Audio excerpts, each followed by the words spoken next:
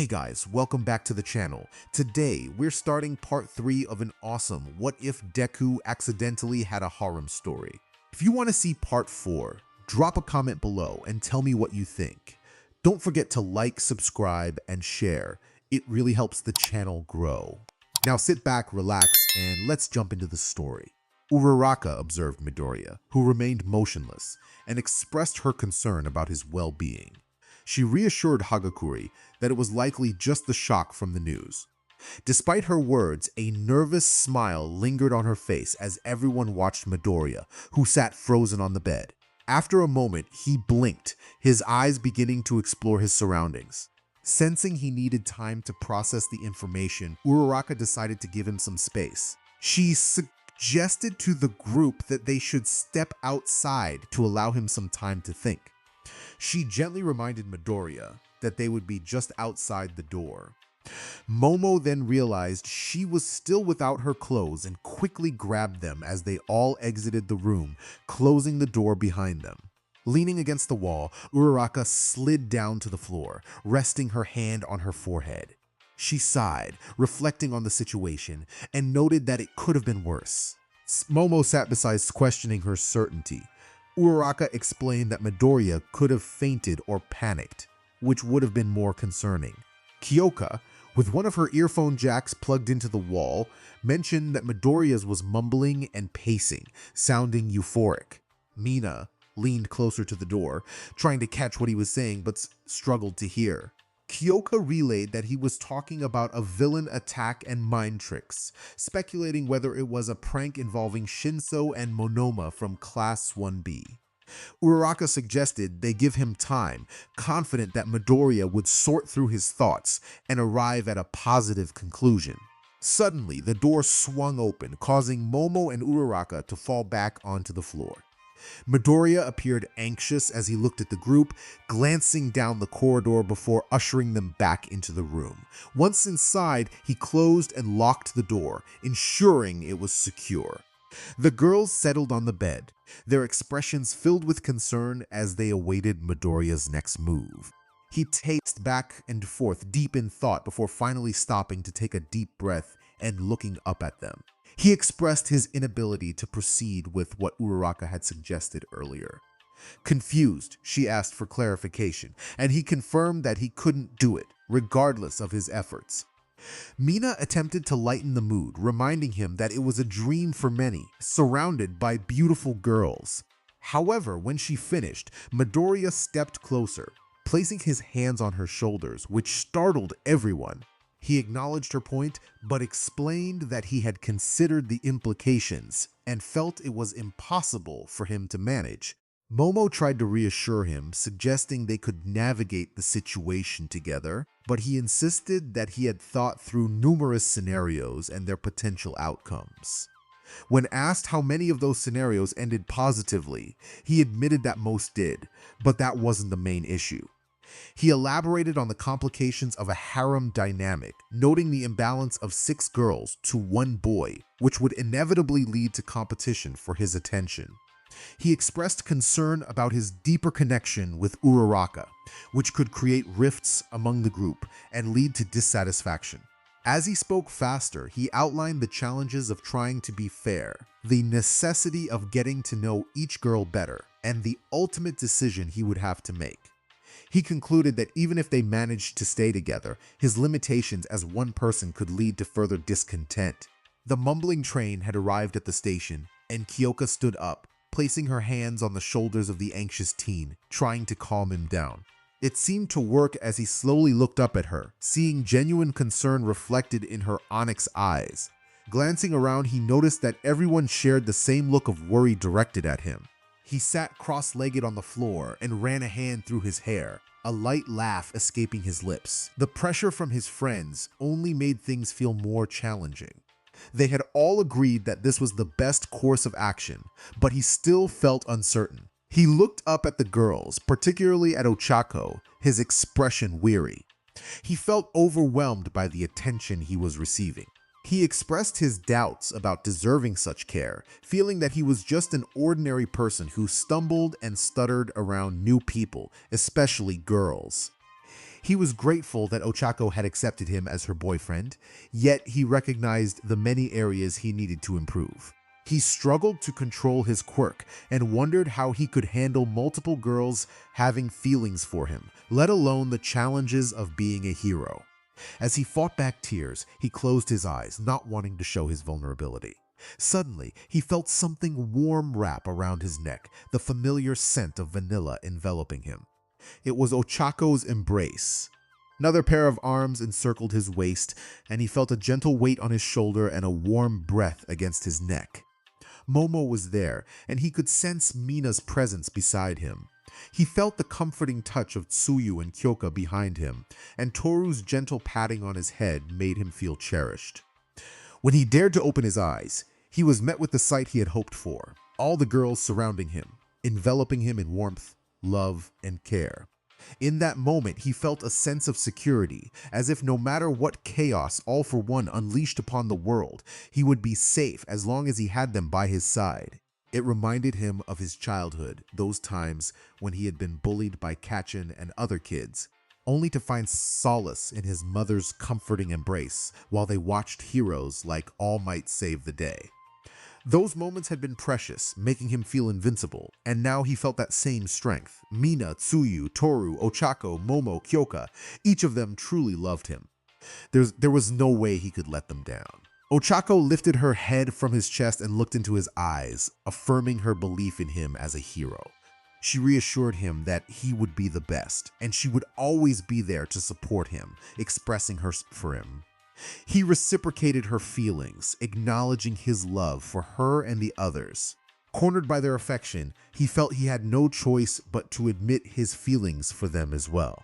The girls hugged him tighter, planting quick kisses on his cheeks, while Ochako aimed for his lips, prompting playful protests from the others.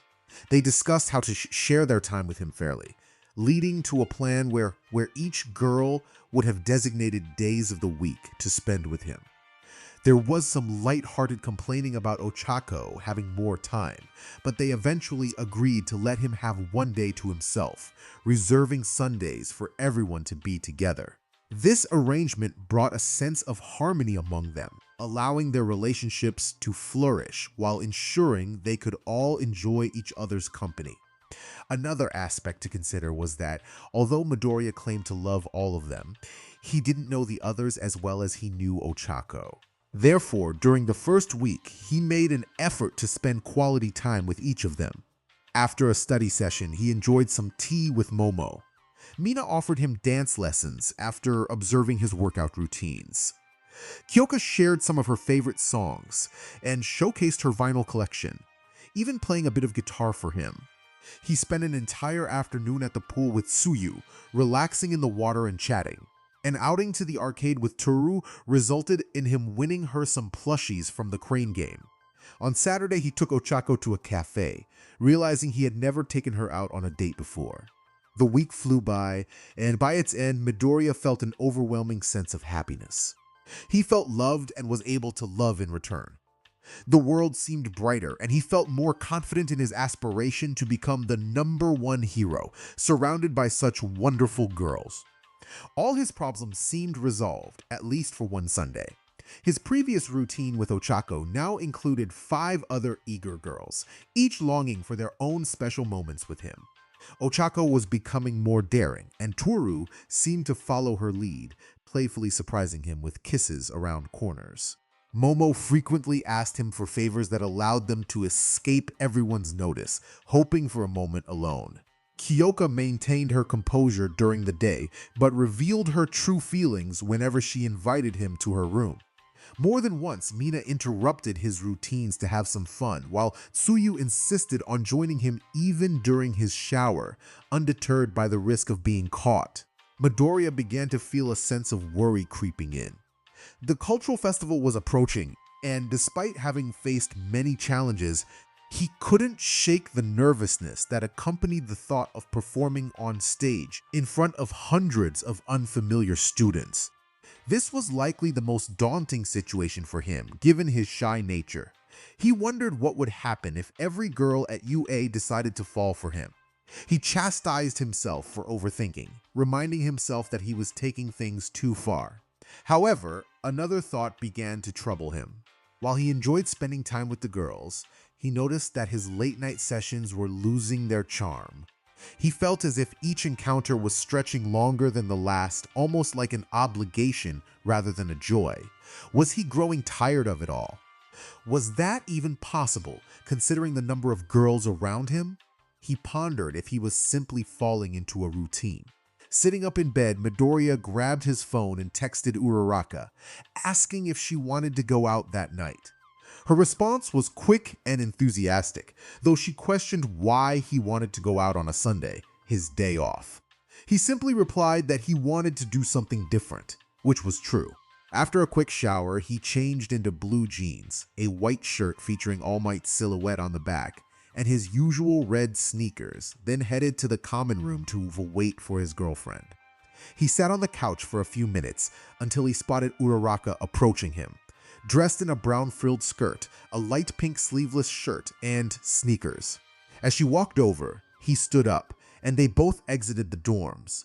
It was much easier to leave now since the only other person in the room was a certain pink-haired girl. Mina teased them as they left, commenting on their date. Midoriya acknowledged her, mentioning that he simply wanted to do something special that night. Mina playfully protested, claiming it wasn't fair for Ochako to have him all to herself. Uraraka reassured Mina that it was just for that evening and that Midoriya would make it up to her later, sharing a light laugh. After deciding on a more typical outing, they went to see a movie, followed by a visit to the cafe they had enjoyed before. Uraraka particularly loved the parfait from that place. However, despite enjoying her time with Midoriya, she sensed something was off. He was smiling and laughing, but she felt there was a reason behind his sudden invitation for a date. Curiosity got the better of her, and after some contemplation, she decided to ask him directly. Deku had something weighing on his mind, and Ochako could sense it. She reached for his hand on the table, but he instinctively pulled it away.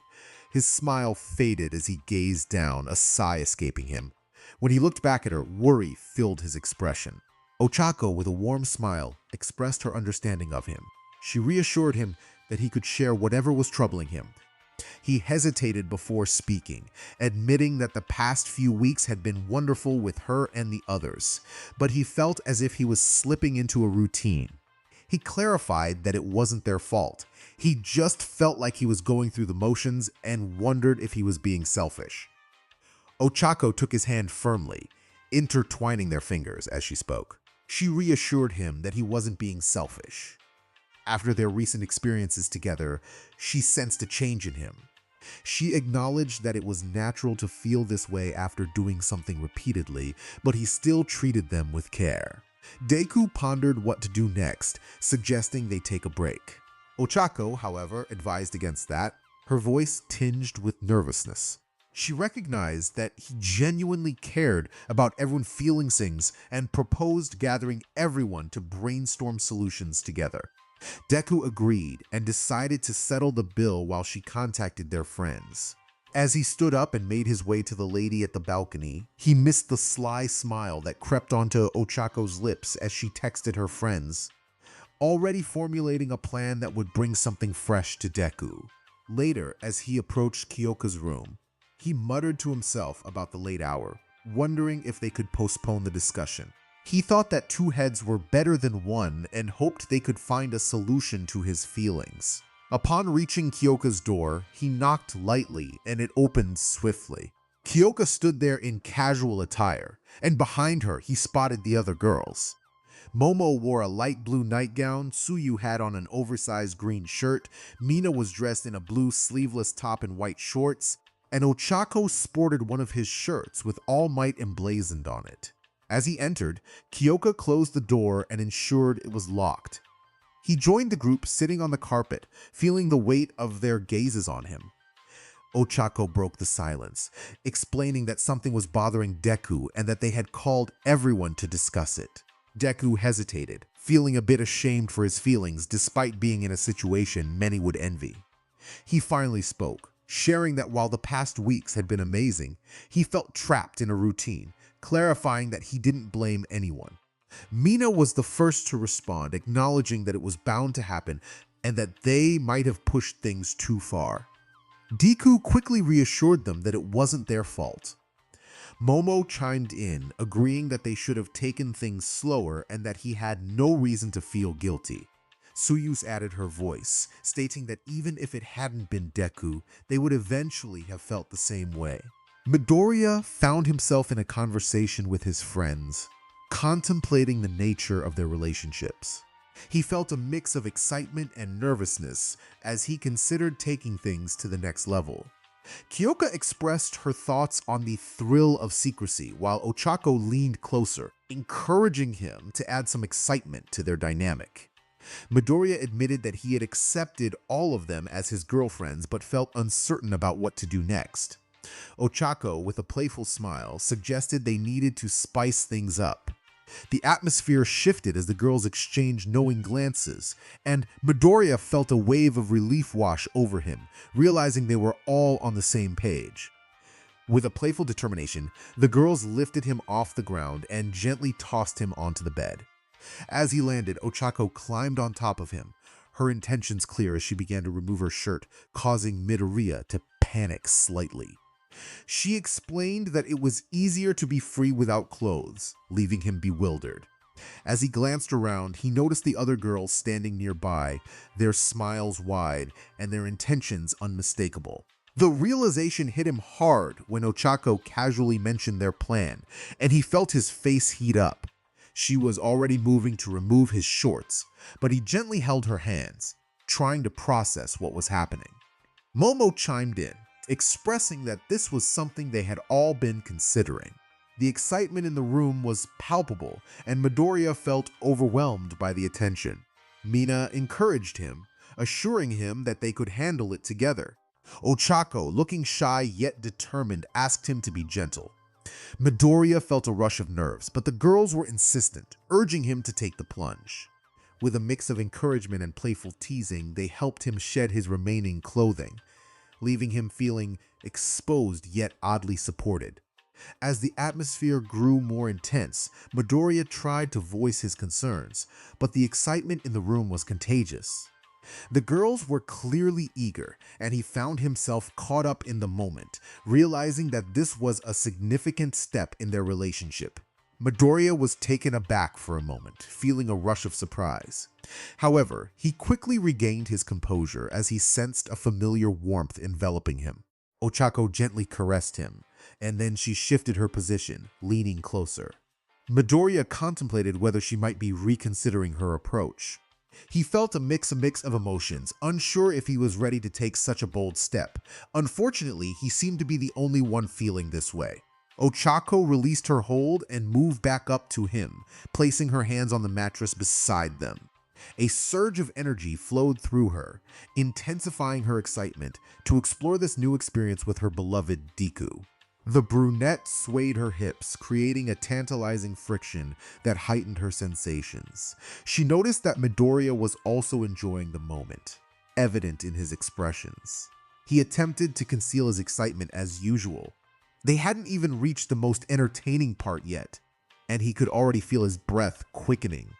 The young man felt as though his heart might burst at any moment, but he understood that they were far from finished. Despite the thrill of the new experience, he recognized the need to maintain focus.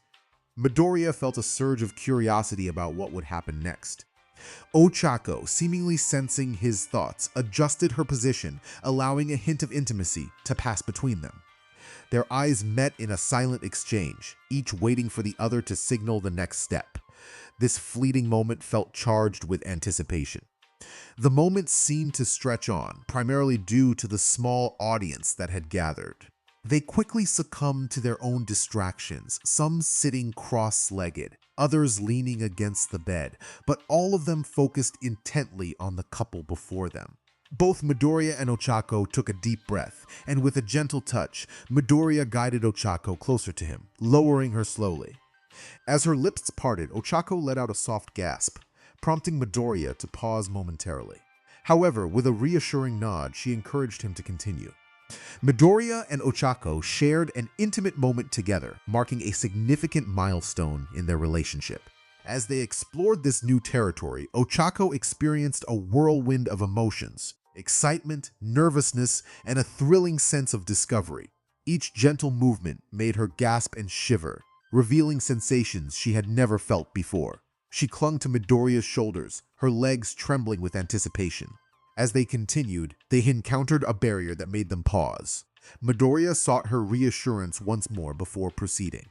He began slowly, feeling the tension in the air, and then gradually moved forward, taking their relationship to a new level.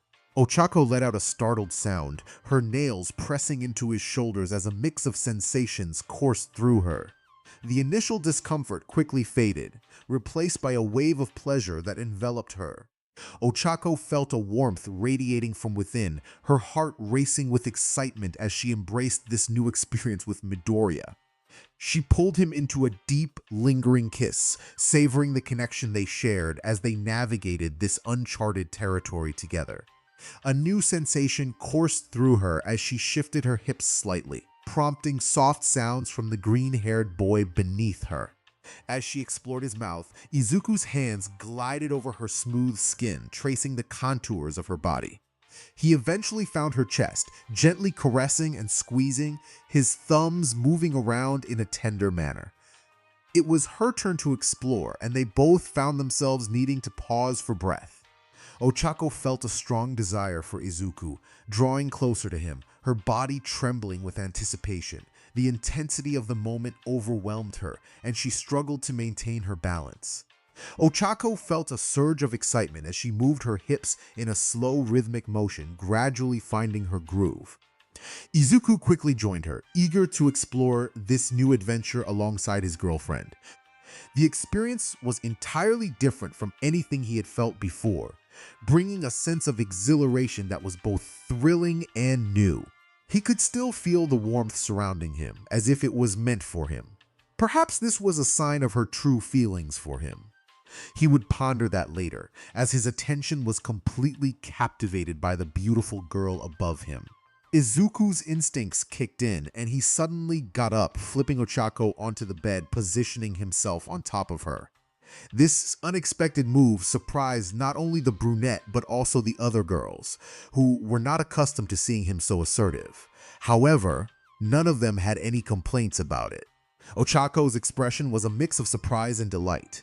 Izuku playfully suggested that she shouldn't have to do all the hard work, and his newfound confidence only heightened the excitement among his friends.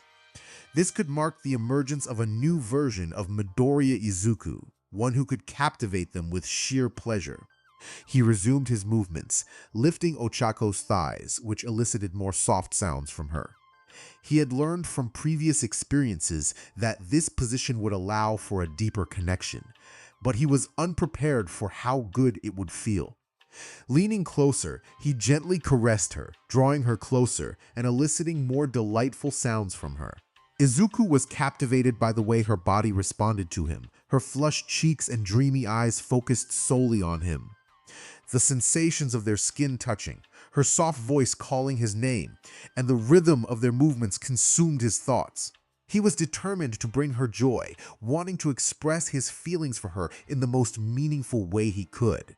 As they continued, a familiar energy began to build between them, a surge that Izuku recognized from using One for All, while Ochako felt a thrilling sensation as well. They were approaching a peak, and despite the surprise of reaching this moment so quickly, she wanted to share it with him. Izuku felt the urgency building within him and communicated his impending release. Ochako encouraged him, wanting to experience everything with him. In those final moments, they quickened their pace, drawing closer together, their bodies intertwined. Sparks of Izuku's quirk began to flicker around them, and with one final movement, they broke their kiss, calling out each other's names in unison. Then came the overwhelming sensation of bliss. This experience felt different from before, and the intensity of their connection left them both breathless. Izuku gently collapsed onto Ochako, careful not to fall too hard, and they lay there, catching their breath, feeling the warmth of each other's bodies. Ochako, still recovering from the moment, wrapped her arms around him, expressing her affection. Izuku reciprocated her feelings, acknowledging how amazing she was. They remained in that intimate embrace for a while until a sudden force disrupted their moment. It was Mina, with her vibrant pink skin and wild hair, who playfully interrupted them. She climbed onto the bed, making her way toward Izuku, playfully navigating over Ochako. Without exchanging words, Mina expressed her feelings through her actions, kissing Izuku and exploring his physique. Although Ochako felt a twinge of annoyance, she chose to give them space, watching as Mina playfully engaged with Izuku. Mina, feeling a surge of excitement, released her hold on Izuku and turned to the brunette with a shy smile. She acknowledged her eagerness, apologizing for getting carried away. Ochako observed her friends, each one displaying a mix of anticipation and blushes, clearly excited about their turn. Momo, however, wore a small pout, questioning Mina's claim to be next. Mina playfully responded that her speed was simply unmatched. Ochako encouraged everyone, reminding them that there was enough of Izuku to go around. With all eyes on him, Izuku felt the weight of their expectations. He wasn't sure if he could meet everyone's needs like he had with Ochako, but he was determined to try.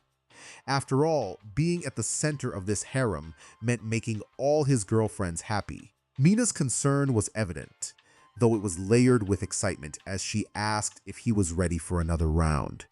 With newfound confidence, Izuku assured her that he would always be there for his girls.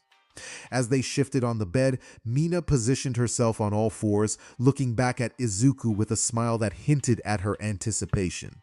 He playfully teased her, knowing she preferred a more direct approach. Izuku prepared himself, mindful that this was Mina's first experience. He gently teased her, waiting for her signal to proceed. When Mina moved back, Izuku felt her tension and knew he needed to be careful. He was surprised by how well they fit together, and Mina's enthusiasm was palpable. She encouraged him, expressing her excitement and eagerness. Izuku began to move, matching her rhythm as they found their pace together. Mina's reactions fueled his determination, and he adjusted his movements to ensure her comfort while still keeping the intensity alive.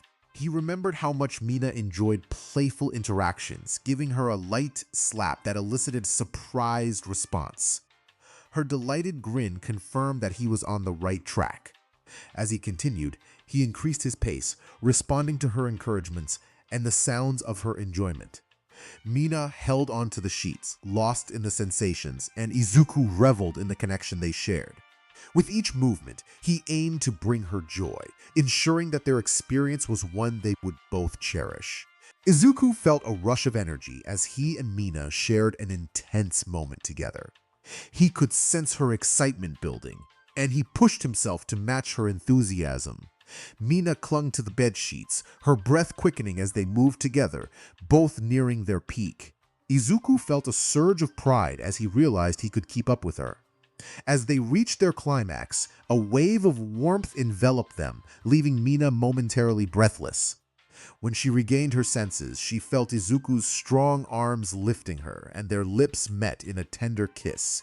The warmth of his embrace made her feel cherished. Mina reveled in the moment until she heard a playful cough, reminding her that she needed to pause for a moment. Tsuyu's voice broke through, asking if they were finished.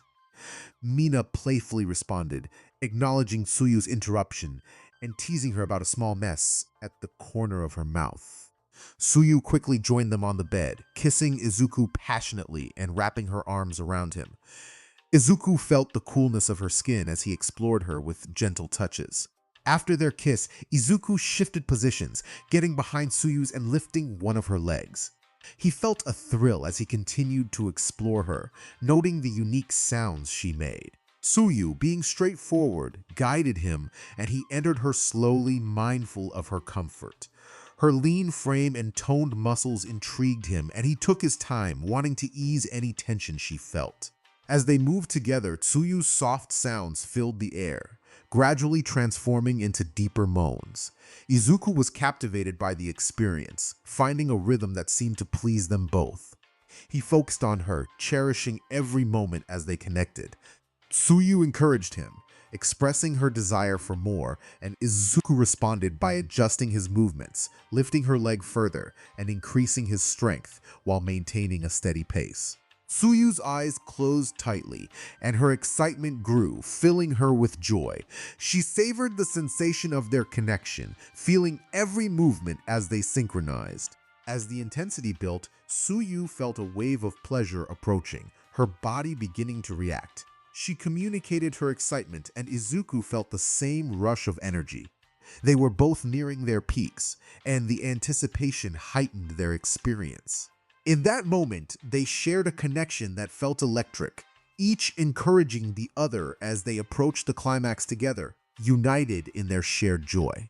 As he felt the energy surge again, Izuku leaned closer to Tsuyu and shared a tender kiss. They pulled away and Tsuyu let out a joyful scream, feeling exhilarated.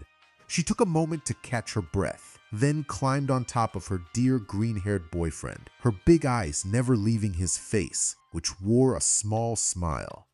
Izuku's expression held a hint of playful smugness, something Tsuyu found endearing. Perhaps he was starting to gain a bit more confidence, a quality that was slowly becoming part of his nature. Tsuyu playfully acknowledged his confidence, teasing him about how much he enjoyed the moment. She felt a sense of pride, knowing she had made him feel this way. It was evident that the bond between them was growing stronger. Izuku complimented the girls, expressing how amazing they all were. Tsuyu, eager to continue the fun, asked who would be next. Suddenly, Izuku felt a familiar warmth and weight pressing against him. Toru had joined them, sitting comfortably on his abs, radiating enthusiasm. He couldn't help but smile as he felt her presence. Toru playfully questioned Izuku's intentions, and he responded with a light-hearted remark about wanting to care for her. She giggled, finding his sweetness endearing. As Toru positioned herself closer, Izuku's hands explored her waist, and he felt a rush of excitement. He was determined to make her feel cherished, and as he began to show her affection, Toru responded with delight, her laughter filling the room. With a playful spirit, Toru moved above Izuku, resting her hands near his head. They shared a sweet moment, and he felt her warmth enveloping him. The atmosphere was charged with anticipation, and they exchanged gentle kisses, deepening their connection. Izuku was ready to take their bond to the next level, and Toru encouraged him to proceed. Slowly, he embraced the moment, and as they moved together, their shared joy filled the air. Toru's initial nervousness transformed into exhilaration, and they found themselves lost in the rhythm of their connection. Izuku focused on the sensations, memorizing every detail about Toru, the softness of her skin, the sweet scent of her hair, and the warmth of her presence. As they continued to explore this new chapter together, their laughter and joy echoed, solidifying the bond they shared. She was a blend of Mina and Tsuyu, not particularly curvy, but fitting him perfectly. What was truly unique about her, especially for those watching, was that whenever Izuku moved, his form would seem to disappear into thin air, only to reappear moments later. Initially, the girls thought they would be able to see through Toru, but that wasn't the case, which made sense since they couldn't see the food when she was eating. For Izuku, the most captivating aspect was wondering about her expressions. Were her eyes closed? Was her tongue sticking out? How deep was the blush on her cheeks? Did she have that eager and enchanting look in her eyes while they shared a kiss? He was quite certain about the last one. Toru felt an urgency building within her.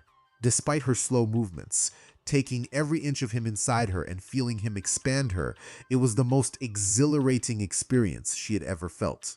She was incredibly warm, breathing heavily, and with each movement of her hips, a new sensation began to swell inside her. This was entirely different from her previous encounters with him. She was on the brink of experiencing a whole new level of ecstasy. She could sense her limit approaching, which only fueled her eagerness. She held on to him tightly, calling out his name amidst her rising moans. As they reached their peak together, Izuku was enveloped in sparks, feeling a rush of warmth as they shared a moment of bliss. Toru felt as if a wave had washed over her, sending her body into a sea of delight. Her legs trembled slightly as she began to recover. Regaining some strength in her arms, Toru planted one last kiss on Izuku's lips before moving aside for the next girl, but not without expressing her feelings. "I really love you, cutie," she said. "I love you too," he replied. Izuku barely had a moment to catch his breath before Jiro was already embracing him, pulling him into a passionate kiss. She explored his body with fervor, soon finding his still eager form and wrapping her fingers around it. Reacting to her touch, Izuku sat on the bed, guiding her to lie down on the mattress while he drew her closer. He began to tease her, making her feel even more excited. Jiro played with her own body, encouraging Izuku to join her, and he complied, leaning closer to kiss and gently tease her. With a look of anticipation in her eyes, Jiro wrapped her arms around him, prompting him to proceed. He prepared himself and began to move, causing Jiro to gasp with each gentle push. Tears formed as he crossed her threshold, but soon the discomfort faded from her expression. He held her at the waist, starting slowly before increasing his pace as Jiro encouraged him. She was unrestrained in her sounds, her moans rising above the others, often letting out excited cries. Her sensitivity to touch was heightened, and it seemed to amplify every sensation. As he moved within her, Izuku couldn't shake the feeling that he could easily overwhelm her. Her slender frame made it seem possible, yet she was as spirited as Oshako, only more vocal. Her enthusiastic cries only heightened his arousal. Jiro was in a state of bliss, relishing every moment, every thrust, and every sensation of him against her. She didn't want him to stop, needing him completely. Izuku felt a small grin form on his face as he watched Jiro's excitement. She seemed to be enjoying herself immensely, expressing her enthusiasm with fervor.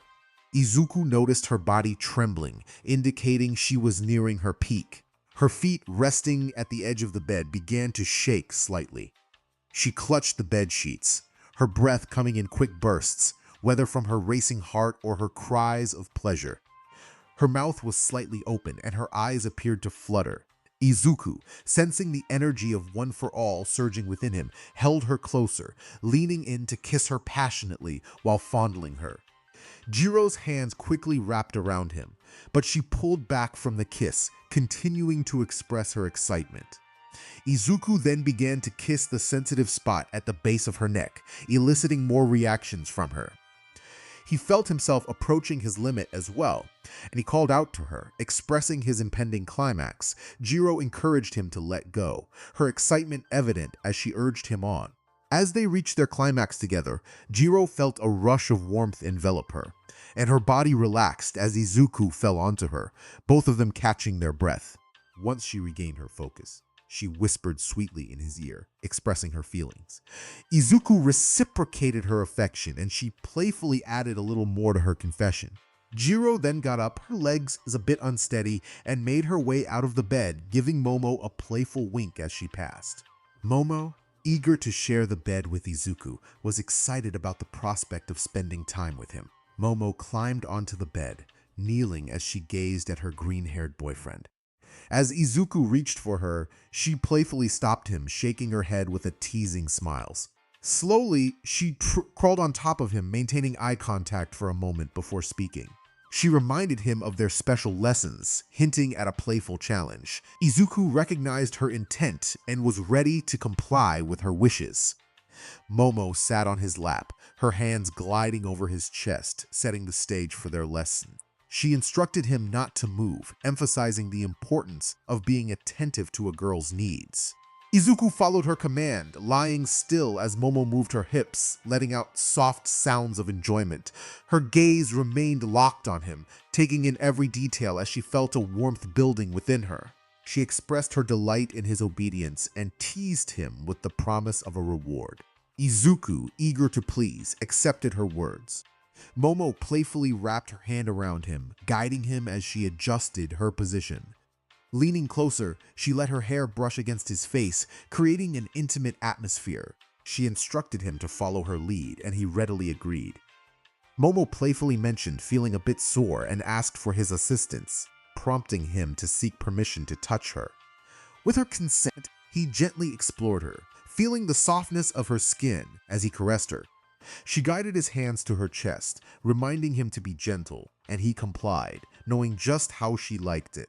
Momo responded positively to his touch, especially when he paid attention to her sensitive areas.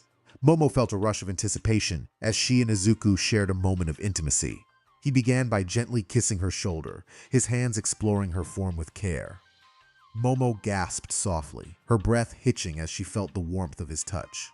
She was determined to savor every second they had together. As he shifted his attention, Momo's heart raced. She felt a mix of excitement and nervousness, wanting to push the boundaries while also holding back. With a playful glint in her eyes, she reminded him of the rules they had set. Izuku, eager to please, listened closely to her instructions. He moved with intention, feeling the connection between them deepen. Momo's reactions were a blend of delight and longing, and she struggled to contain her emotions as the moment unfolded. With a shared understanding, they navigated the delicate balance of their desires, both aware of the trust they had built. Momo held on to Izuku, her gaze locked onto his, filled with intensity and yearning for what was to come. Momo struggled to maintain her authoritative demeanor as she observed the wonders Izuku was creating with his fingers. There was a blend of demand and mild desperation in her expression, tinged with a hint of frustration. Nevertheless, she gestured for him to proceed, nodding in confirmation. Izuku began to enter her slowly, pausing at the tip and allowing Momo to lower herself gradually. He remained still, waiting for her to set the pace. As Momo descended, she felt a sense of change within her, marking a significant moment in her journey. The experience was overwhelming for her. They had only just begun, yet her thoughts were already clouded. How could it feel this incredible? How could Izuku evoke such feelings with seemingly little effort? Then again, it had to be Izuku. Surely, only he could make her feel this way. She felt a deep connection with Izuku, knowing he was the only one for her. The way he made her feel was incredible, and she reveled in their moments together. Izuku found himself captivated by her assertiveness, which contrasted with her gentle nature. He would do anything to make her happy, always striving to give his best. Momo seemed to have a special talent for drawing him in, and he could feel himself reaching his limits as she moved gracefully, her rhythm both enticing and exhilarating. The sounds she made as they shared their closeness only intensified the bond they shared, and he cherished every moment spent with her. Her fingers gently ran through his hair, every action designed to delight his senses. This was her intention. She playfully teased him, asking if he enjoyed her presence and if he desired to be closer to her. A smile graced her lips, her eyes sparkling with joy. This was what she cherished. Her dear Izuku needed her just as much as she needed him. Encouraging him to express his feelings, she playfully urged him to ask for more, her excitement evident as she responded to his desires. Izuku felt an overwhelming desire to connect with Momo, sensing the intensity of their shared emotions. As they moved together, he held her waist firmly, increasing their rhythm. With each motion, Momo's body responded, her movements fluid and graceful. Izuku's gaze shifted from her flushed face to her figure, captivated by the moment. Momo expressed her exhilaration, lost in the experience as they approached a peak of excitement together. Izuku felt a rush of energy as he and Momo shared an intimate moment, their connection deepening with every passing second. Momo, overwhelmed by her feelings, encouraged him to embrace the moment fully. Izuku, caught up in the intensity of their bond, felt a wave of pleasure wash over them both. They shared a passionate kiss, their emotions intertwining as they lost themselves in each other. After a moment, they broke the kiss to catch their breath, but Momo remained close, moving gently against him, her mind drifting in bliss. Izuku brushed his fingers through her dark hair, bringing her back to reality. Momo confessed her deep affection for him, and Izuku reciprocated, his heart swelling with love. Suddenly, Ochako snuggled up against him, adding her warmth to the mix. She expressed her feelings for Izuku, and he returned her sentiment, feeling the love from all around him. Mina and Jiro joined them on the bed, creating a cozy atmosphere, while Tsusu and Toru climbed in as well, playfully surrounding Izuku. Each girl declared her love for him, and he felt a profound connection with each of them. However, as the moment continued, Izuku began to feel a heaviness in his body. Despite his efforts to stay awake, fatigue washed over him. He was aware of the implications of the night, the closeness he had shared with multiple girls, and the challenges that lay ahead.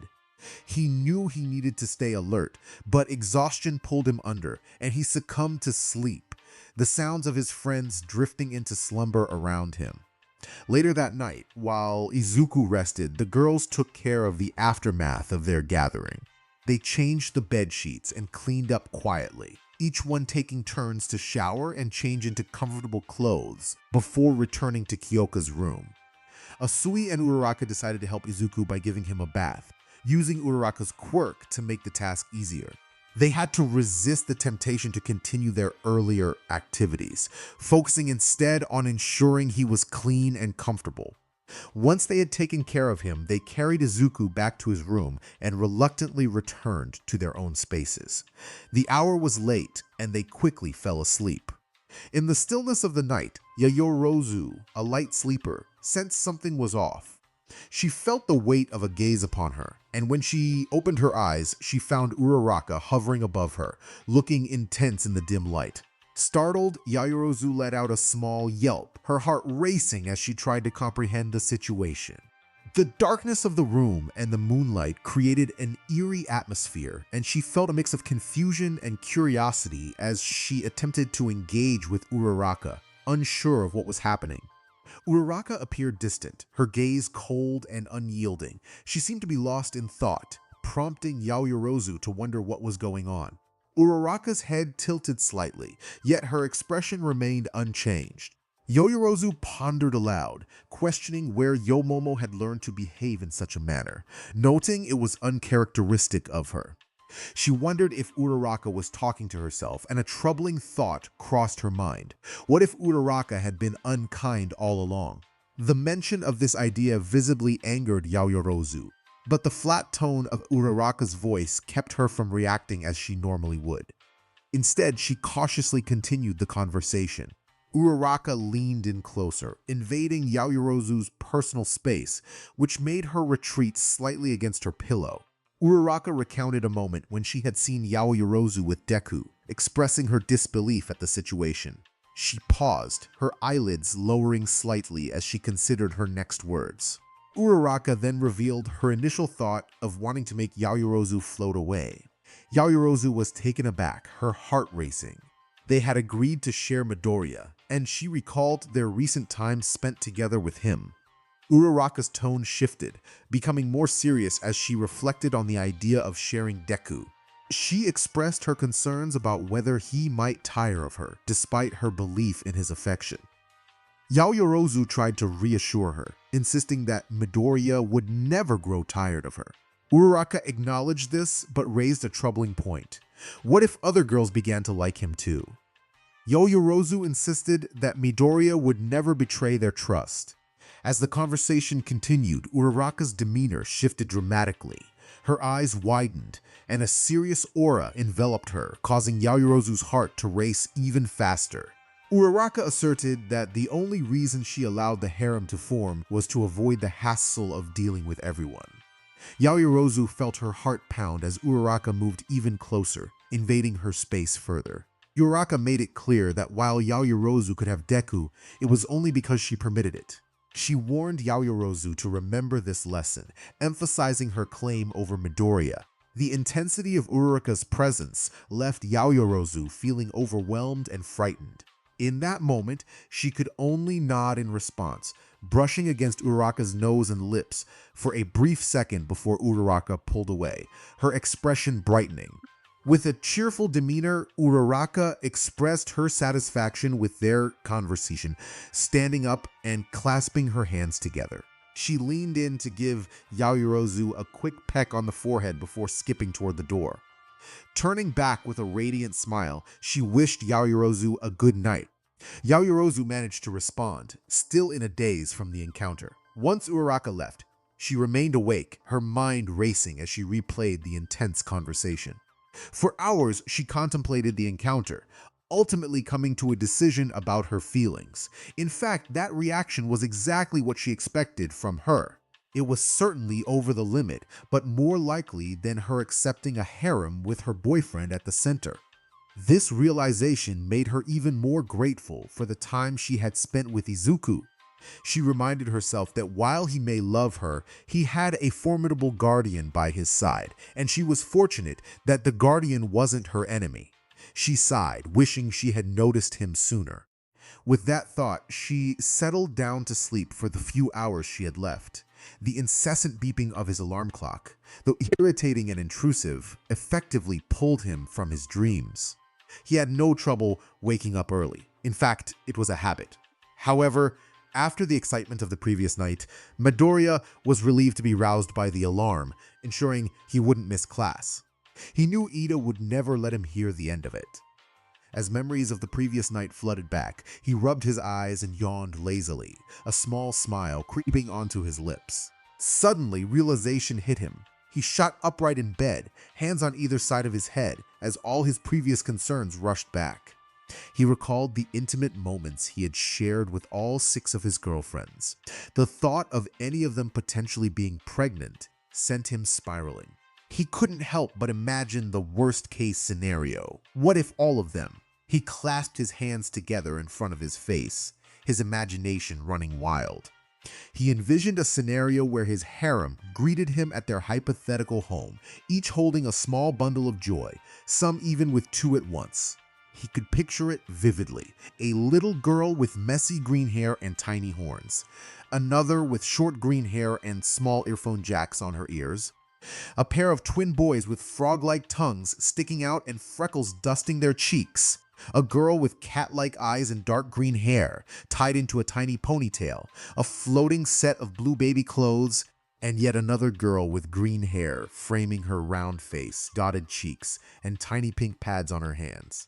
All the girls welcomed him with warm smiles as he entered. He felt a sense of belonging wash over him. Ochako was the first to greet him, welcoming him home with a bright smile. The others chimed in unison, asking if everything had gone well at work. Suyu beamed, inquiring about his day, while Momo mentioned that dinner was almost ready. Jiro asked if he would like to eat now, and Toru suggested a bath. Mina playfully hinted at something more, and they all joined in, teasing him. Midoriya shook his head vigorously, trying to dispel the overwhelming thoughts. He reassured himself that it was impossible for such a scenario to occur. Yet doubt lingered in his mind. Regardless, it was still early, and class wouldn't start for a while, so he decided to follow his morning routine, hoping it would help calm his racing thoughts. As class began, anxiety gripped him. Every time he glanced around, at least one girl was watching him. What if they already knew? Could they sense something? Did it happen that quickly? If so, how many of them?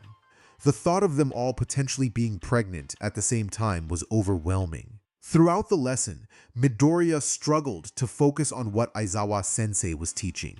It didn't go unnoticed, and he was called upon to answer questions multiple times, each time stumbling over his words. His classmates began to wonder if something was troubling him, especially the girls. Before lunch, Ida, Kirishima, Aoyama, and even Todoroki approached him to check on his well-being. Bakugo, in his usual fashion, shouted something about Midoriya not standing a chance against him with such low performance, his own way of showing concern for the green-haired teen. During lunch, his entire harem decided to express their concern simultaneously. He found himself surrounded by girls, waving his hands nervously as he tried to convince them he was fine. Initially, his attempts were in vain, but eventually they relented. The only issue now was the attention he was drawing from other boys. A certain duo, one blonde and the other shorter, were glaring at him with envy as they ate. The situation escalated when Uraraka Yaoyorozu and Mina began sharing Midoriya's food, feeding him like the couples they often saw around. In a dramatic fashion, Kaminari and Mineta marched over to the table of girls, with Kaminari slamming his hands down with enough force to rival Bakugo. Midoriya felt a surge of confusion as he was approached by Kaminari, who was clearly agitated. Kaminari's voice was loud and incredulous as he questioned Midoriya's sudden popularity with the girls. Mineta, standing on a bench to emphasize his point, expressed his jealousy and disbelief at the situation. The attention from the girls was unusual for Midoriya, and he felt a wave of embarrassment wash over him. He could sense the whispers around him, and the curious looks directed his way only intensified his discomfort. He wished he could disappear. Just then, Yaoyorozu stood up with a serious expression, commanding the attention of the room. She urged Kaminari and Mineta to stop their teasing, pointing out that Midoriya was not having a good day and that they should be more considerate. Mina joined in, crossing her arms and echoing Yaoyorozu's sentiment, reminding the boys that they should show support for their friend instead of making things worse. Kaminari, taken aback by the sudden shift in the atmosphere, attempted to defend himself but was interrupted by Uraraka, who advised him to think twice before making assumptions about others. The cafeteria fell silent, the girls forming an unspoken protective barrier around Midoriya. The other students watched in a mix of shock and amusement, recognizing that Kaminari and Mineta had brought this upon themselves. The girls' fierce defense of Midoriya surprised everyone, leaving them to wonder about the dynamics within their group. As the usual lunchtime chatter resumed, Kaminari and Mineta shrank back into their seats, visibly shaken. Meanwhile, Todoroki and Bakugo observed the scene from a distance, each contemplating the unusual events. While Todoroki felt a hint of concern, Bakugo dismissed the situation, convincing himself that he didn't care about Midoriya's troubles. Later, during hero training, Aizawa explained the importance of trust in rescue situations. He emphasized that heroes must project confidence to reassure those in need, using All Might as the ultimate example of the symbol of peace. Midoriya felt the weight of Aizawa's words more than anyone else, as he was the inheritor of All Might's quirk and legacy. The training exercise aimed to challenge their physical limits while maintaining a trustworthy image. The number of victims would exceed the number of heroes, and they would utilize Ground Gamma to expand their search area. Midoriya teamed up with Tokoyami for the first round. When the horn sounded, they dashed forward, planning to split up at the arena's center. Tokoyami suggested searching inside the industrial buildings, while Midoriya opted for a broader approach, using full cowl to gain height and survey the area from above. After a thorough search, he spotted Yaoyorozu, who was trapped under a steel beam. Her face brightened with a smile as she saw Midoriya land nearby, ready to help her. Midoriya reassured Yaoyorozu that he would help her escape. He asked if she was hurt, to which she replied that she only had some scratches. He then inquired about her name, and she introduced herself as Yaoyorozu Momo. Midoriya asked how she ended up trapped, and she explained that the structure had shaken, causing a beam to fall. He assessed the situation and determined that the structure was stable enough to proceed. With a focused expression, he activated his quirk and carefully lifted the heavy steel beam, allowing Yaoyorozu to crawl out from underneath it.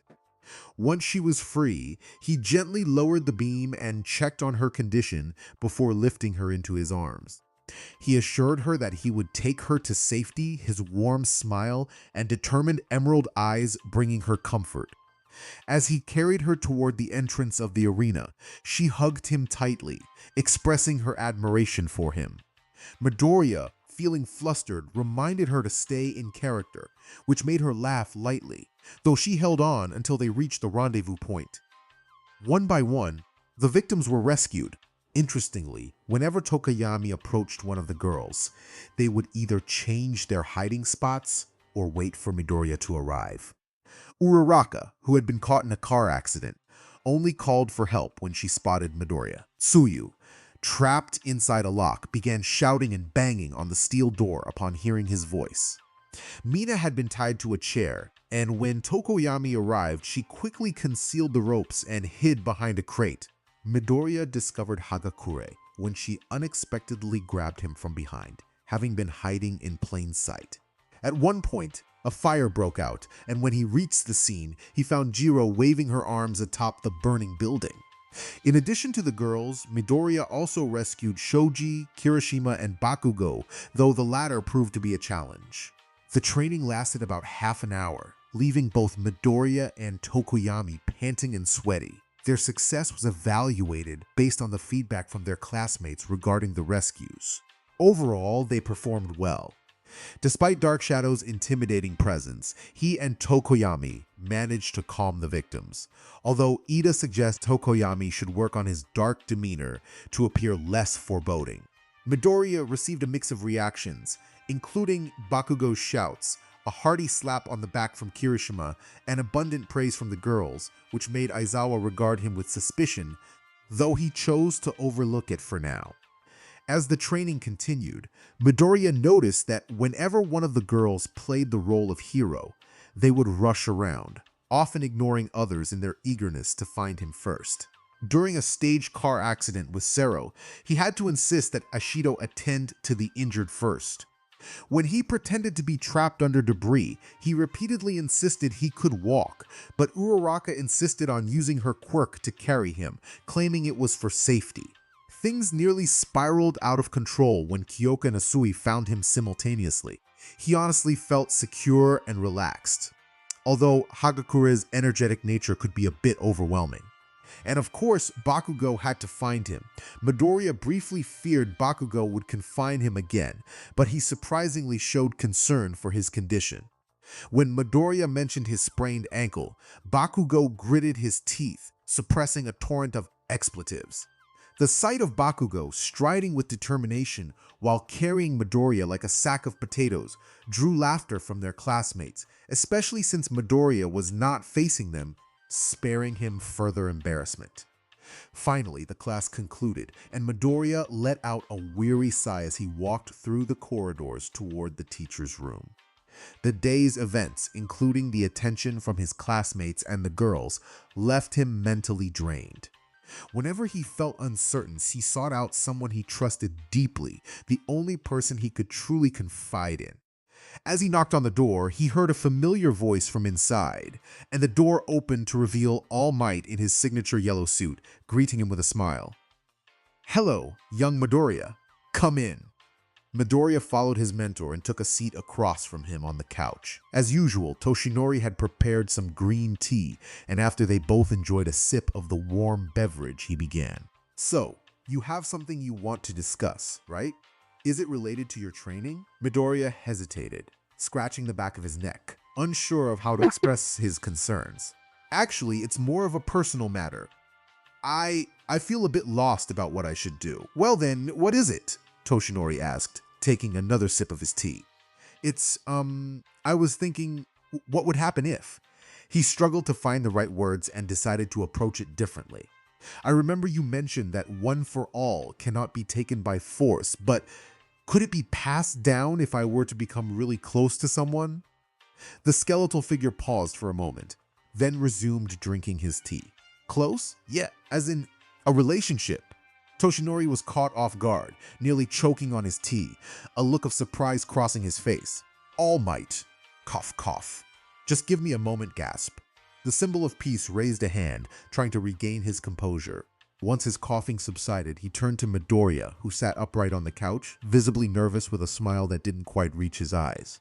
Toshinori felt a mix of pride and confusion. He was glad that Midoriya trusted him enough to seek advice, but he hadn't expected this topic to arise. He sensed that the young hero was too shy to voice his true concerns. As a mentor, he felt it was his responsibility to guide him, though he wished Midoriya's mother could handle this conversation instead. "I see. Yes, that makes sense. I suppose you are at that age, huh?" Midoriya was a bundle of nerves. "Well, as I mentioned earlier, one for all is like a torch. It can be passed down to others, allowing them to access the power cultivated by previous bearers. To inherit it, one must absorb the DNA that contains the quirk, like the strand of hair I gave you." "Yeah, that. You do remember that the current bearer must willingly pass on the power. I actually asked my master about this when I was younger." "You did?"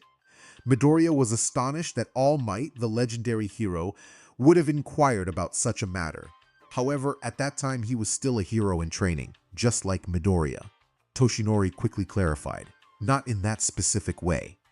I asked if there were other methods to inherit the power without consuming hair." "So, she also gave you one?" "That's right," he replied with a small smile, scratching his head. The memory was nostalgic for him. His expression turned serious again. Anyway, yes, you could pass down one for all in that manner, but it would be the child born from this that would inherit the power. That alone could pose serious risks. Midoriya felt a lump in his throat. At least he didn't have to worry about accidentally passing on the quirk. But this revelation was far from comforting. All Might continued. I must also mention that One for All has a unique trait regarding this topic. When I asked my master, she informed me of some side effects. The immense energy stored within One for All can negatively affect reproductive cells. If you were to engage in such activities, there might be a manifestation of the power, which would significantly reduce the chances of conception.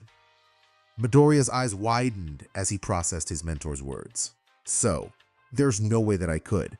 Well, with practice, you could learn to control the activation. At this moment, you would be just like any other young man. Midoriya remained still, staring at the steaming tea in his hands as he absorbed this new information. So that's why he felt the surge of One for All during certain moments. Following that line of thought, One for All could also explain the overwhelming energy he seemed to have stored.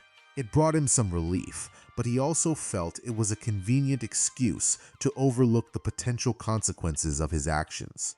Even if there was no risk of the situation he had encountered earlier, he thought it would be irresponsible not to consider the implications.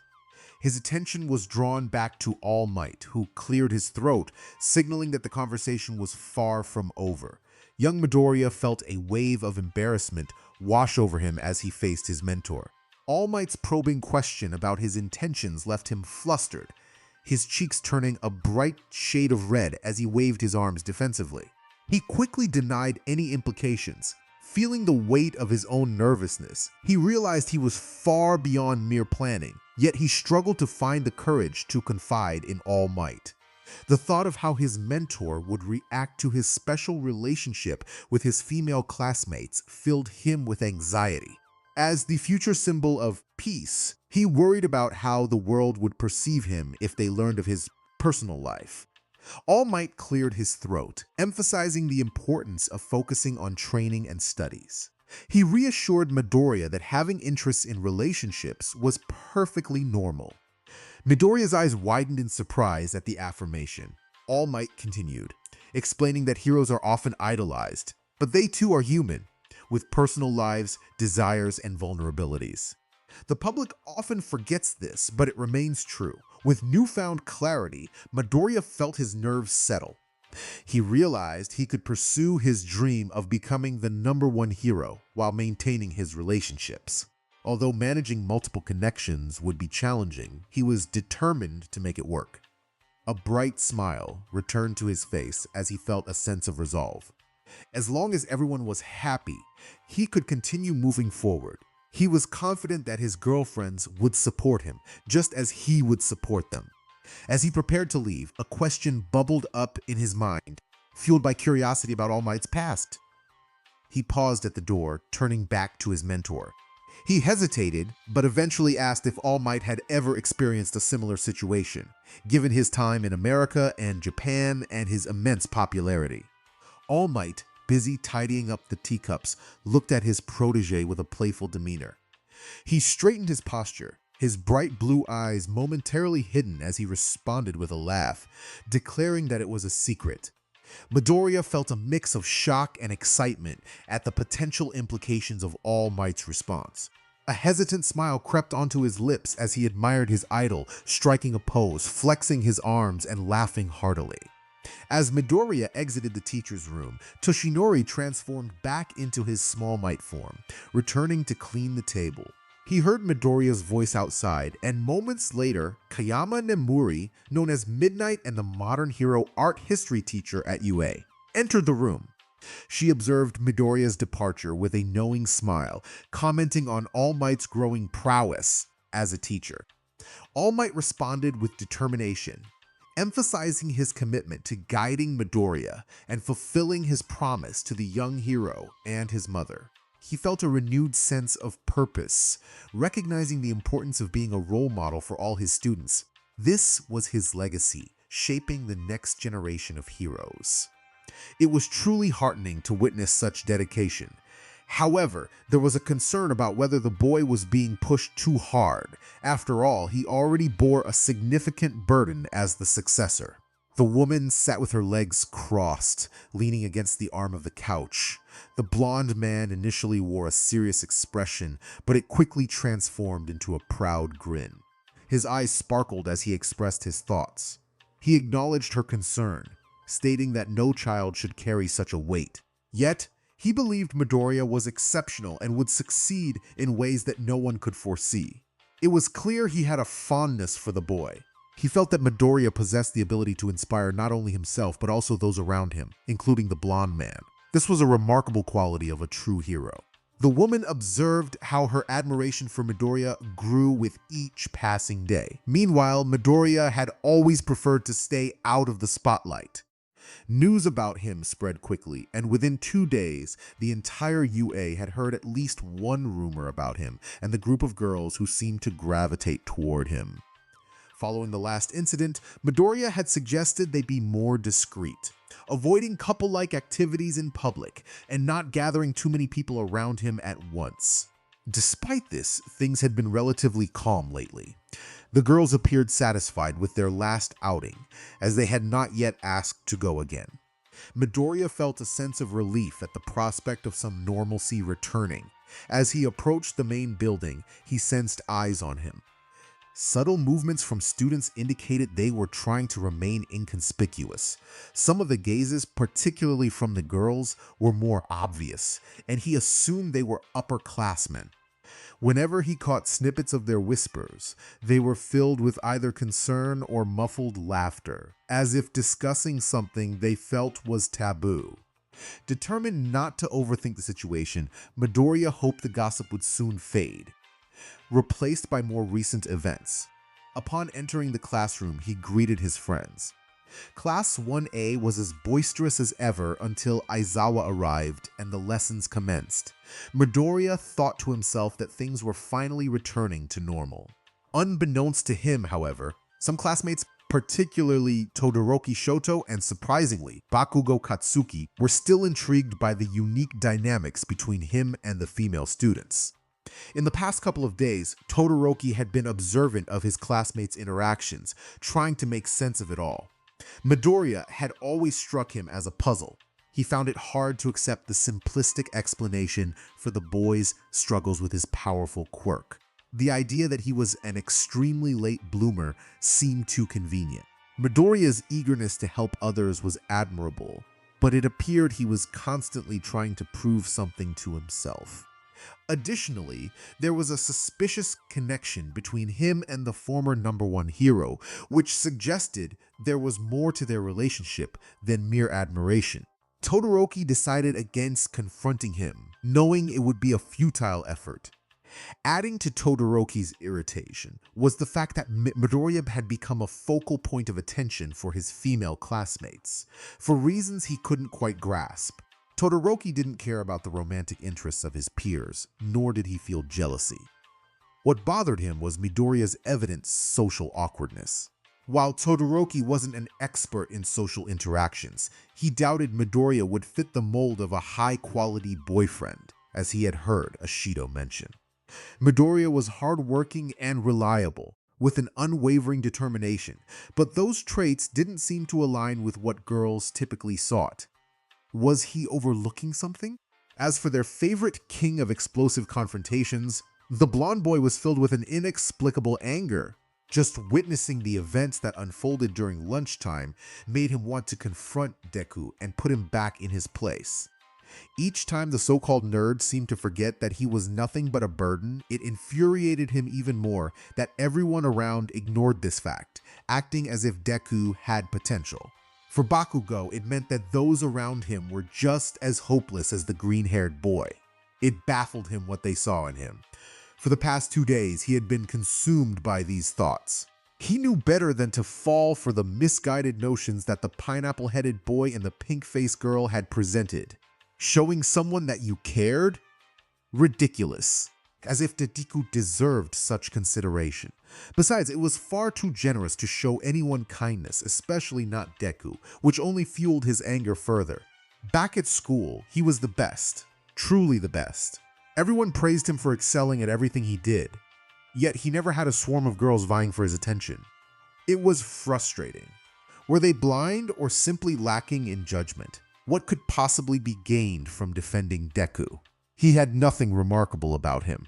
Even his quirk seemed ineffective, as he couldn't utilize it fully without risking severe injury, making him even more of a liability than if he had no quirk at all.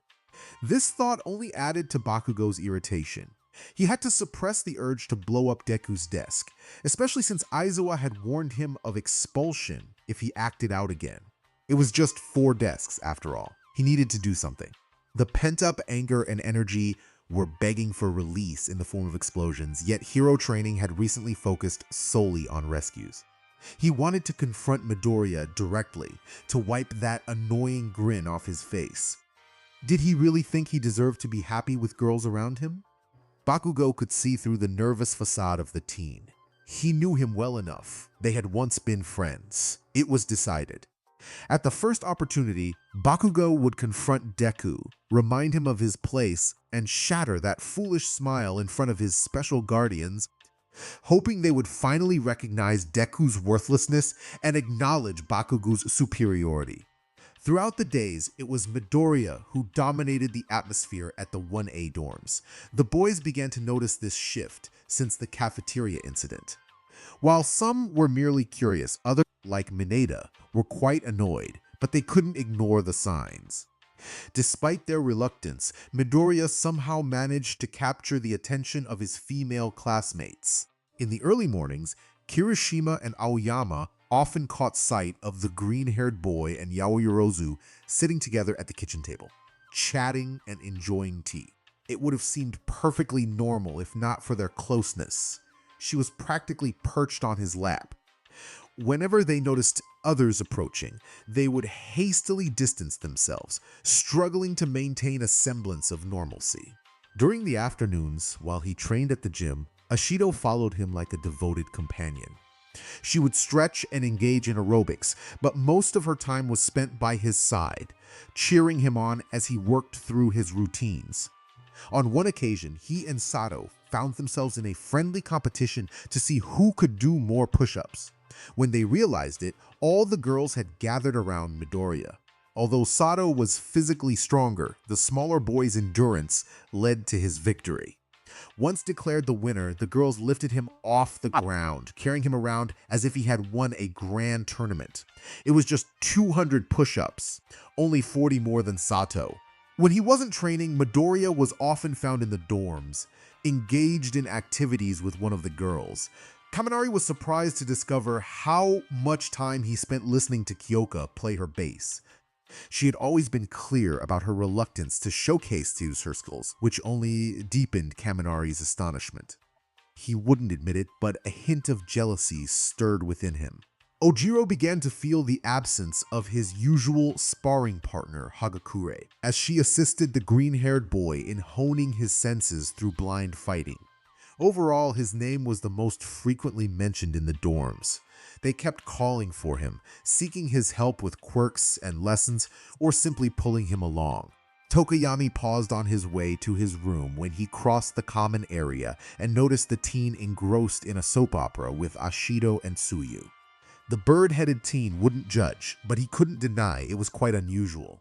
The turning point came in the form of a small grape-headed boy, when Mineta saw not 1, not 2, but 4 girls dragging Midoriya toward Kyoka's room for what they claimed was a study session. The blush on their cheeks suggested otherwise. He reached his limit. Fortunately, or perhaps unfortunately, they were in the common room, and nearly everyone was present. That was it. He had to speak up. He pointed toward the group, nearly leaving the room, and exclaimed, expressing his frustration. Everyone turned to look at the short boy, then followed his gaze. All eyes landed on Yaoyorozu, Tsuyu, Kyoka, Uraraka, and of course Midoriya. Concern rippled through the boys as they observed the scene. Though no one voiced it, they all shared the same thought. Midoriya was up to something, and it involved all the girls. Yaoyorozu took the lead, effectively making Mineta hesitate, but he steeled himself and pressed on. He needed to address this unfair situation. He accused them of being overly focused on Midoriya, questioning why they were so attached to him. Kyoka, trying to maintain her composure, insisted they weren't glued to him. Mineta countered, pointing out that each girl had spent significantly more time with Midoriya than usual over the past week. Uraraka, clearly annoyed, remarked that they could spend time with whoever they wanted. Ignoring the fact that Mineta had openly admitted to observing his classmates, Sero from across the room chimed in, agreeing that they had been quite close to Midoriya. He noted it wasn't a big deal, just an observation. Uraraka expressed her enjoyment of being around Midoriya, though she didn't finish her thought. Mineta, in a fit of jealousy, suggested they should just marry him already, causing Midoriya's eyes to widen in shock. Mineta continued to lament the situation, expressing his envy over Midoriya's interactions with the girls. Meanwhile, Ida stood up, waving his arms in a robotic manner, urging everyone to respect their classmates' privacy. He emphasized the importance of focusing on their studies, hinting that such relationships could compromise their performance estimates. Ida's words were directed at the group of girls and Midoriya. He had noticed a shift lately. He, Uraraka, and Midoriya had been inseparable at the start of the year, but recently he felt like a third wheel. While he secretly supported a relationship between his two friends, he hoped they would still include him. Ida reflected on how he and Midoriya used to spend a lot of time together. But as Mineta and Sero pointed out, Midoriya was often with at least one of the girls, leaving Eira to wonder if he was too boring or strict, given his responsibilities. He mused that the path of a class representative could be a lonely one. Uraraka admitted she hadn't noticed the shift until it was pointed out. Ida clarified that he didn't intend to dictate how they spent their time, but he advised them to be cautious about their actions, suggesting they might regret something later. Ida was clearly avoiding the main issue, but everyone understood his implication. They were too close to Midoriya to dismiss it as mere friendship. The girls exchanged knowing smiles, unable to suppress their amusement, and each nodded in agreement, grinning widely. Yaomomo acknowledged Ida's suggestion with a thoughtful nod, considering his words seriously. Kyoka playfully saluted, assuring everyone that there was nothing to worry about. Tsuyu expressed her gratitude to Ida for his concern, her signature ribbit punctuating her words. With a sense of purpose, the group prepared to leave the common room, eager to dive into their studies. Deku felt a rush of determination, albeit with a hint of nervousness, as he agreed to join them. As the group departed, the boys remained behind, their minds racing with a singular thought. There was definitely something brewing between Deku and the girls. The idea slowly settled in, and they couldn't help but wonder how Midoriya had become the center of attention for so many. Uraraka gathered her friends in her room, her expression serious as she prepared to address them. She leaned over the small table adorned with tea and cookies, embodying a general ready to strategize. Despite the light-hearted atmosphere, her determination was palpable. Yaomomo was the first to break the silence, inquiring about the purpose of the meeting. Uraraka took a deep breath, letting it out slowly before revealing her concern about Deku's attractiveness. The girls reacted with playful disbelief, some covering their faces in mock exasperation. While they all agreed with her sentiment, they questioned the urgency of the meeting at such an hour, especially with classes looming. Uraraka insisted that her feelings were genuine, expressing her worry that Deku was drawing too much attention. She explained that with the cultural festival approaching, the spotlight would be on them, and she feared that more girls would start to notice him. Jiro questioned whether Uraraka was exaggerating, pointing out that many girls didn't even know Deku well enough to be interested. Uraraka countered, emphasizing Deku's natural charm and how easily he could attract attention without even trying. As she elaborated on her concerns, the mood shifted. Uraraka's initial energy waned as she hesitated, scratching her head. The others began to grasp her implications, and Yamomo articulated the unspoken fear. Midoriya could easily become the target of unwanted attention. Hagakure, visibly worried, asked what their plan would be. Uraka explained that they couldn't simply keep him isolated, her nervousness evident as she fidgeted with her fingers. Yaomomo clenched her fists, contemplating the situation, while Ashido held back her thoughts. Tsuyu's expression hinted at her own doubts, suggesting that the group was united in their concern for their friend. The atmosphere was charged with a mix of determination and anxiety as they considered their next steps. After a brief, awkward silence, Ashido broke it with a forced yet enthusiastic response. She expressed that they absolutely could not allow any danger to approach Midoriya. Instead, they should focus on keeping danger away from him. Understanding the situation, another student noted that it would be easier to manage if no one else interacted with him. They all agreed that they would act as a protective shield around his charm. The plan seemed solid, and another student felt it was a good approach. However, they needed to ensure that their actions went unnoticed, even by Midoriya himself. With a warm smile and determined onyx eyes, Yaoyorozu reassured her friends that she was capable of handling it. As the weeks passed, Yaoyorozu's strategy involved filling every moment of Midoriya's time with their presence to keep him safe from any potential threats, particularly from girls. The key was to avoid being alone with him. Instead, having more people around would help eliminate any suspicions. If any girl approached Midoriya, they would create a distraction or find something else to do to gently steer him away, all while maintaining maximum discretion. During the cultural festival, Class 1A planned to perform music and dance, creating a memorable experience for everyone involved. The excitement was palpable, and they were all committed to making it a moment to remember. This enthusiasm was especially heightened for their green-haired friend, as they had to juggle preparations for the festival while also keeping an eye out for any potential threats to Midoriya. As usual, Ashido accompanied Midoriya to the gym for workouts. However, instead of staying close to him, she kept watch over the other girls from different classes who were also there. Midoriya's dedication to his workouts naturally attracted attention. To manage this, Ashido convinced some of her stronger classmates to join them. Before long, she had persuaded Sato and Kaminari to work out together with her and Midoriya. Sato was easily convinced that group workouts were enjoyable, and Kaminari eagerly agreed when he learned that some girls frequented the gym. Bringing Kaminari along turned out to be a brilliant move. After just a couple of sessions, he began to stroll around the gym with a towel draped over his shoulder, pretending to be exhausted while playfully engaging with the girls, though without much success. Thankfully, they seemed to stop coming around at that time, although Ashido had her doubts. Lunchtime proved to be more challenging. With all the classes gathered in one place, the girls had much more to manage. News of Class 1A's upcoming performance for the cultural festival piqued the curiosity of many students from other classes.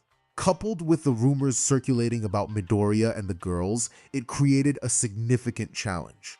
Hagakure, utilizing her natural stealth, overheard some girls commenting on how unusual it seemed for Midoriya to have so many girls around him. Some speculated that he might be the type of boy who flirted with everyone, while others remarked on how harmless he appeared. Although Hagakure disliked hearing negative comments about her sweet, charming friend, she was more concerned about the other remarks she overheard. Some suggested that quiet individuals could be the most unpredictable. Uraraka recognized that, whether intentional or not, Midoriya attracted considerable attention, and they needed to counteract his seemingly magical presence. She and Tsuyu ensured that their table was always filled with enough people to prevent anyone from sitting near him. A particular concern arose with Class 1B, specifically Monoma, who had taken to teasing them since word of Class 1A's festival plans spread. Accompanying him was Kendo Itsuka, the big sister of Class 1B. Yaoyorozu was somewhat familiar with her from their internship with Uwabami. While Kendo was generally friendly, her affinity for motorcycles hinted to Yaoyorozu that she could be just as persuasive as herself. Overall, the plan was progressing smoothly. Whenever a girl managed to bypass their primary defenses, a member of the Midoriya Protection Squad would divert attention away from him. On one occasion, Ashido led a girl away, feigning excitement over the girl's shiny and healthy-looking horns, although some of her interest was genuine. When a pair of girls, one with butterfly wings and the other with bee-like features, approached too closely, Tsuyu instinctively shot out her tongue at them, offering apologies while attributing her actions to her frog quirk and instincts. When a third-year senpai, an attractive girl with diamond-like skin, was spotted approaching Midoriya, swaying her hips, Jiro took decisive action and used sound waves from her earphones to explode a potato. That potato belonged to none other than Bakugo, who was shouting at Kirishima while the redhead laughed. As a result, Bakugo, covered in mashed potato, caused chaos in the cafeteria, igniting a massive food fight enhanced by quirks. Midnight had to intervene and restore order, and by the time the students regained consciousness, Aizawa had brought several of them to speak with Principal Nedzu, including Bakugo, Kirishima, Kaminari, Tetsu, Monoma, Honokuni, and surprisingly, Togata and Amajiki. Togata, filled with energy, had inadvertently dragged Amajiki into the fray. More importantly, the diamond-like senpai had been successfully deterred, prompting Jiro and the rest of the squad to mentally thank Bakugo, Kaminari, and Kirishima for their sacrifice. However, much to Uraraka's dismay, there remained a significant problem that she found difficult to manage. They could keep other girls away from Deku-kun, but not if he was actively seeking one out. And this one had to be Hatsume Mei from the support department, Class 1H. Uraraka thought about how much she wished she could put her arms around his neck as she observed Hatsume chatting casually with Deku-kun, standing too close to him, touching him, and breathing the same air he exhaled. The nerve of her. The support department had many talented students, including a pro hero named Power Loader, yet Deku-kun consistently gravitated toward Hatsume. Unfortunately, Uraraka couldn't deny Hatsume's superior skills when it came to her inventions. While it was debatable given how many failures had resulted in explosions, Hatsume had indeed accomplished impressive feats, which made Uraraka particularly anxious. Not only was Hatsume a prodigy in inventions, but she also had a striking figure, and despite invading Deku-kun's personal space, he didn't seem to mind, reacting as he usually did. Uraraka wished she could borrow Bakugo's quirk, even for a few minutes, whenever they began discussing pro heroes and the support items they used, and things were only getting more complicated. Recently, Midoriya had been visiting the development studio more frequently. Uraraka couldn't afford to follow him there every time, which left her on edge whenever he went. If she wasn't mistaken, she had spotted messages on his phone with Hatsume's name as the sender. Since when had they exchanged phone numbers? Uraraka tried to calm herself, reminding herself that she and Midoriya had shared intimate moments, so there was no need to worry about trivial contacts. She placed his phone back on his bed, a wavering smile on her lips as thoughts of him being with Hatsume swirled in her mind. Maintaining her composure, she exited the room and closed the door. Thankfully, she had made a copy of his dorm key. Otherwise, she would have had to pick the lock again.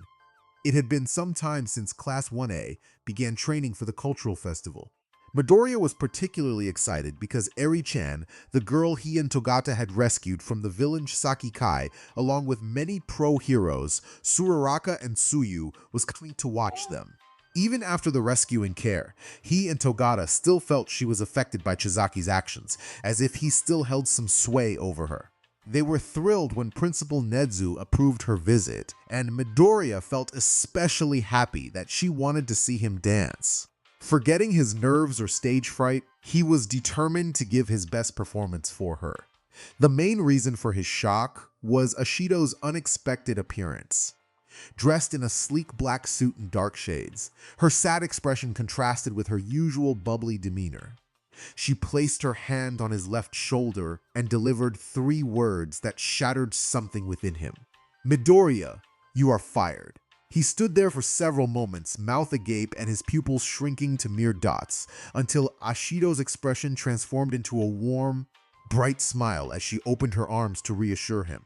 By fired, we mean a transfer to the staging team. They need an extra hand. Midoriya's voice trembled as he processed the news, his shocked expression lingering. Why? Me? I promised Eri-chan that I would dance with her. Ashido felt a pang of guilt but maintained her cheerful facade. She explained that they needed assistance to help Aoyama take his position. I'll leave the stage as a dancer to become a disco globe. My new move, Naval Buffet, can be controlled from a distance.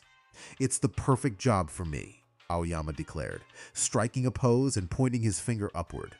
We want you to leave at the same time as me to help us. In other words, fired means less time on stage for me. Kirishima clasped his hands together apologetically.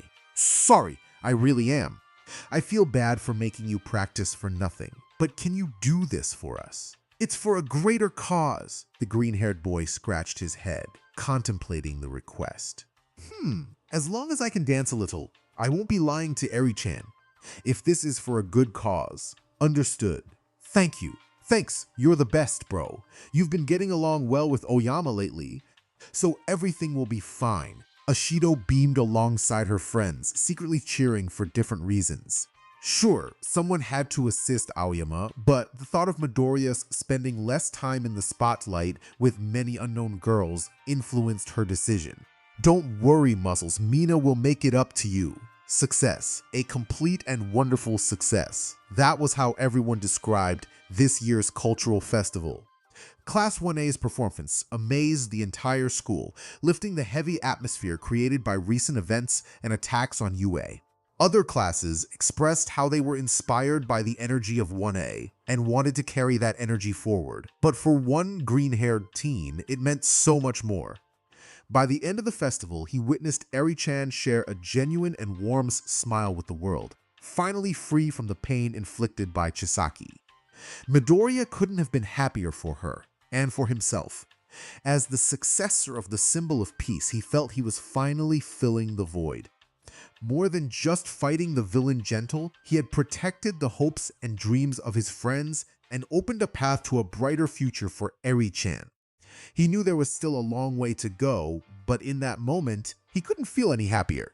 As Midoriya waved at Eri-chan, who was leaving with Aizawa-sensei and Togata, a group of girls watched him from a distance, captivated by the sweet scene. They snuck up on him while he gazed at the sky, lost in thought. Whatever he was pondering vanished as they tackled him, hugging him tightly and tickling his sides. What? Girls? Stop! Stop that. Aha, aha, ha, ha, ha. But you're laughing. It can't be bad, Deku-kun. Aren't you the cutest guy in the world? My heart nearly melted back there. Hagakure-san, what are you talking about?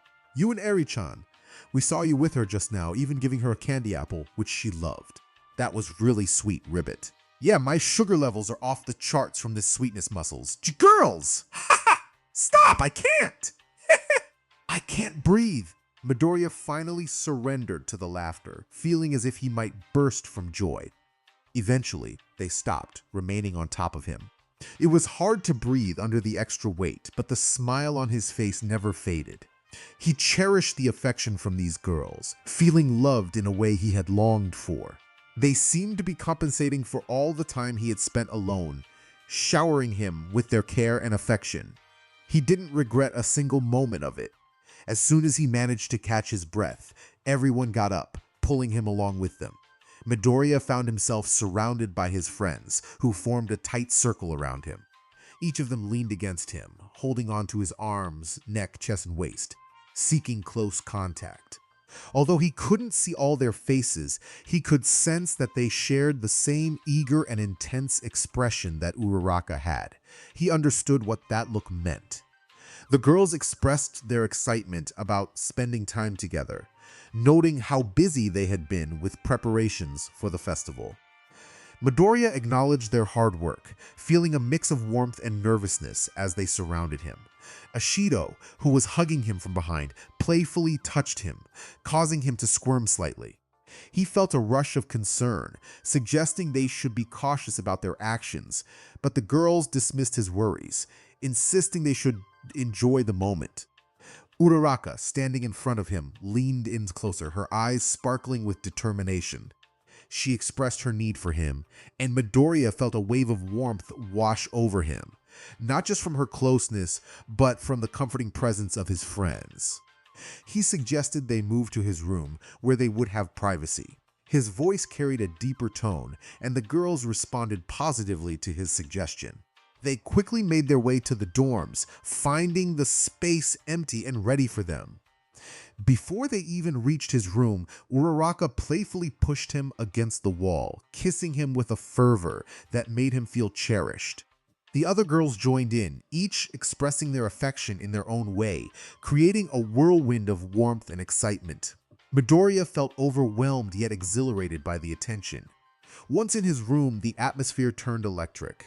They quickly locked the door and tumbled onto the bed, laughter and playful shoves filling the air.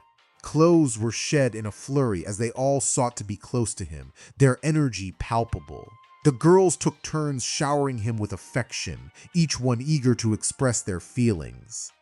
The room was filled with laughter and soft sounds of enjoyment as they all reveled in the moment together. Midoriya felt a sense of belonging and joy, surrounded by those who cared for him deeply. They were all caught up in the excitement of being together, creating memories that would last a lifetime. Izuku felt a wave of warmth wash over him as he reunited with Ochako, who expressed how much she had missed him. The connection between them was palpable, and he could sense her longing. She was overwhelmed with emotion, feeling the intensity of their bond. Momo, observing the scene, playfully commented on their behavior, her hair cascading down her back as she maintained her position. The atmosphere was charged with excitement, and Izuku felt the rush of energy as he held Ochako close, their movements synchronized in a dance of passion. As they continued, Izuku sensed that they were both nearing their limits, the thrill of the moment building between them. Ochako urged him on, her enthusiasm infectious, and he responded with renewed vigor, feeling the exhilaration of their shared experience. Just as they reached a peak of intensity, Momo decided to join in, playfully taking Ochako's place. Her eyes sparkled with mischief, and she wasted no time in engaging with Izuku, her movements fluid and enticing. The playful banter continued, with both girls expressing their enjoyment and teasing him, creating an atmosphere filled with laughter and excitement. The dynamic shifted as Ochako returned to the forefront, encouraging Izuku to explore her further. He eagerly complied, focusing on both girls, who were now engaged in their own playful rivalry. The room was filled with laughter and light-hearted teasing as they all enjoyed each other's company. As the playful competition intensified, the girls found themselves leaning on each other for support, their breaths mingling in the air. Suddenly, Mina burst into the scene, playfully declaring that they were being too greedy. In the chaos that followed, she found herself caught in the playful antics of her friends, who quickly turned the tables on her.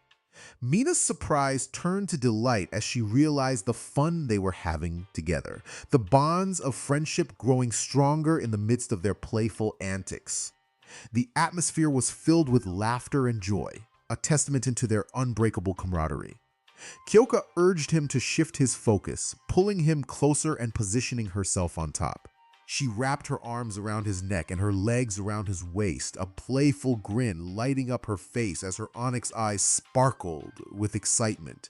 She hinted at her preferences, and he responded with a teasing suggestion about their next move. As the atmosphere grew more intense, she let out a soft gasp, feeling the thrill of their connection as they found a rhythm together. Kyoka reveled in the moment, fully embracing the exhilaration of their shared experience. Izuku and Kyoka shared an intense moment, feeling the connection between them grow stronger with each passing second. Among all the things she cherished, being with Izuku ranked high alongside her passion for heroism and music. The experience was something she knew she could never forget. As they moved together, Kyoka felt exhilarated, her emotions spilling over. Izuku was usually gentle, but he understood when to be more assertive, and she appreciated that side of him. The sounds of their shared excitement filled the air, a testament to their deep bond. Izuku held her closer, lifting her slightly, allowing them to explore new sensations together. Kyoka reveled in the moment, fully immersed in the joy of their connection. She expressed her delight through her reactions, feeling every heartbeat and every thrill. As they approached the peak of their shared experience, both felt a rush of energy. Kyoka clung to Izuku, her excitement evident as they reached a crescendo together, leaving them breathless and exhilarated, their hearts racing in unison. Her triangular onyx eyes locked onto his shiny green ones as she drew closer, sharing a brief moment of connection. When they parted, she noticed the gaze of another pair of round eyes, reminding her that they were not alone. With a sigh, she shifted away from Izuku, creating space for Suyu, who playfully pulled the green-haired teen's attention toward her while she waited on all fours. She urged him to hurry, expressing her eagerness with a teasing tone. Izuku took his place behind her, feeling a rush of anticipation. He was surprised by her reaction as she expressed her longing for him. He began to move, holding onto her hips and guiding her with gentle motions. He enjoyed the softness of her skin beneath his hands, feeling a delightful contrast between her cool exterior and the warmth radiating from within.